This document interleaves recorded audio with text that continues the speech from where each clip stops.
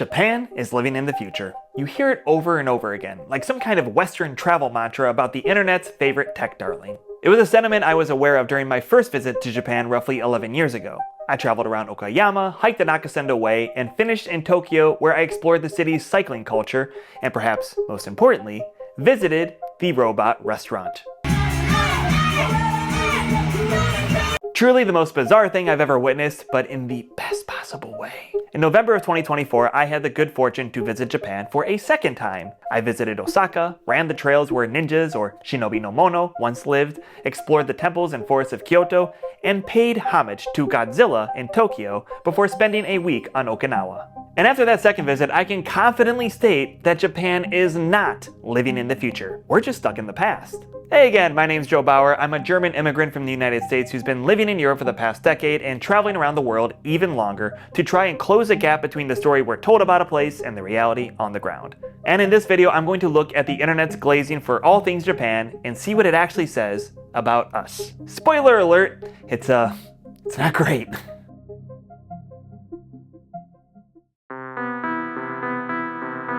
For many Westerners, the basis of these proclamations that Japan is living in the future is primarily built around the impressiveness of the country's rail network. Stories pop into Western media from time to time, fawning over tales of Japanese efficiency. Westerners revel in reports like this one, where management for the Tsukuba Express line between Tokyo and Tsukuba sincerely apologized for the inconvenience of a 20-second early departure. During my last visit to the mainland, I connected all of my stops by train. It was, just as during my first visit, a flawless and wildly impressive experience. There are queues where you wait to board the train instead of everyone flooding in all at once, and there are frequent departures within the hour. I can totally understand why visitors, particularly train lovers such as myself, would fawn over some of the world's fastest trains with pronouncements that Japan is living in the future. Here's the reality. Roughly 20 countries around the world have high-speed rail. China has the world's largest network with over 42,000 kilometers of high-speed rail. Spain has more high-speed rail tracked per capita than any other country in the world. And France joined the high-speed train in 1981 when it connected Paris and Lyon with the TGV. Even Laos, a much smaller and far less economically wealthy country than the United States, got their first high-speed rail line in 2021 thanks to China. The point is, this isn't exotic, futuristic technology. It's proven infrastructure that countries with far fewer resources than the United States have managed to build and maintain for decades. Japan didn't invent some impossible futuristic dream. But for most of the world, including the United States, high-speed rail like you'll find in Japan is non-existent. This is why I think American travelers are some of the biggest drivers of this Japan is living in the future narrative. They're coming from a country that routinely tells its citizens that they're living in the best, most advanced country on Earth. So to experience a transportation system that doesn't exist back in the homeland can only feel like slipping into the future, like an anomaly. It also makes going back to the United States depressing as all hell. And it leaves you wondering why we too can't have nice things.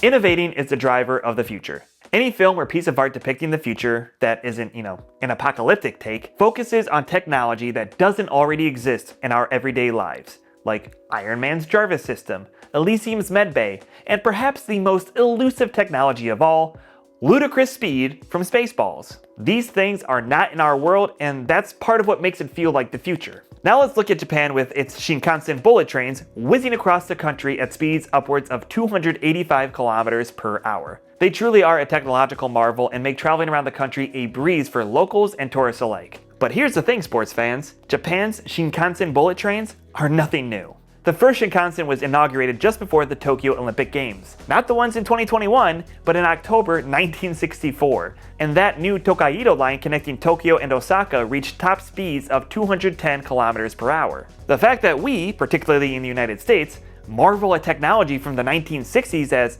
futuristic says a lot about the sad state of affairs in the United States. But the thing is, we know this isn't the future. Even the US, with its starved passenger rail network, has the technology. The fastest Amtrak train can reach speeds of up to 257 kilometers per hour, upgrading from the previous 240. Granted, it doesn't average that speed and only briefly hits 257, so that's why the US isn't considered a high-speed rail country. But it's not like this is quantum science we just haven't been able to crack the code on yet.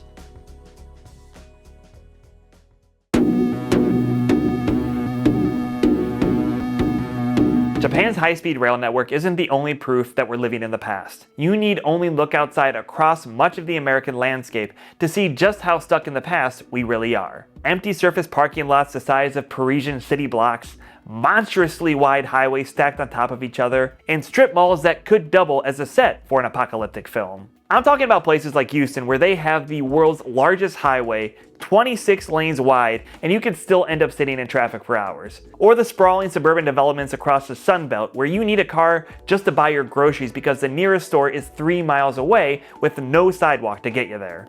Meanwhile, Japanese cities like Tokyo and Osaka have train stations that function as entire neighborhoods with shops, restaurants, offices, all centered around public transit. You can live your entire life without owning a car and never feel like you're missing out. That's how I feel here in Europe. But that's not the future. That's just good planning from the 1960s that they stuck with and continued to develop. Compare that with our landscape, scarred by the legacy of auto-oriented planning rooted in the 1940s and 50s. And we're stuck living in it roughly 80 years later, more often than not doubling down on this vision, all the while defunding already emaciated public transportation budgets in some of the country's poorest cities and stopping interstate rail projects before they can even get started. One of the problems in my mind with attributing Japan's success in developing a vastly superior rail network to simply living in the future is that it gives American political leadership an easy excuse not to do the same in the US. Glazing Japan as some sort of futuristic anomaly is not only insulting to the Japanese, who crawled out of post-war ruin to develop into a technological marvel of the world, but it's patronizing to Americans who are just as deserving of fast and reliable public transportation as anyone else in the world. This all ties to things I've talked about in other videos, how much of the mythology and propaganda flowing through the US of being exceptional or the greatest country on earth holds us back. It makes the success of other countries the exception to the American rule. It makes believers in this mythology reluctant to learn from other countries. And the result is we keep repeating the same mistakes over and over again to our own detriment. In this case, it's driving ourselves crazy, literally, behind a steering wheel because it's far too often than not the only choice we have, with the negative side effects on the air we breathe, the safety of our communities, and our health. The fact is, we don't need to look to the future. We just need to stop clinging to the past. High-speed rail isn't science fiction. It's been around since the 1960s, for God's sakes. And walkable cities aren't some utopian dream. The only thing stopping us is the belief that we're already exceptional, that what works everywhere else somehow won't work in the United States. Japan isn't living in the future. They're just living in a present built off of a past where they decided to invest in their people instead of exclusively their highways. And until we're willing to do the same, we'll keep marveling at 60-year-old trains like they're something out of Star Trek. But what do I know? I'm just some guy who left the US to live a more walkable, car-free life in Europe and in the best shape of my life. Speaking of, I get asked a lot about how I left the US and ended up a German citizen. So in this video, I break down my 8-year journey from just some schmuck with a dream to a full-fledged Deutscher with an EU passport.